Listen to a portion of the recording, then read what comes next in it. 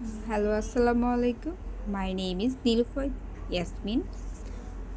আমরা সকালে উঠে কি বলবো, দুপুরে কি বলবো, বিকালে কি বলবো, সেগুলো সম্পর্কে এখন জানবো।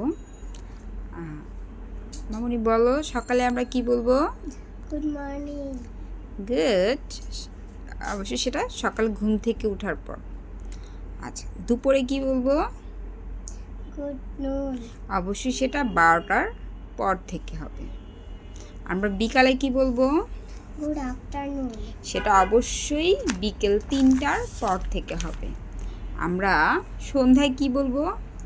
Good evening. হ্যাঁ, সেটা অবশ্যই 6টা, 7টা, 8টার ভিতরে হতে হবে। আর আমরা রাতে ঘুমাতে যাওয়ার আগে কি বলবো?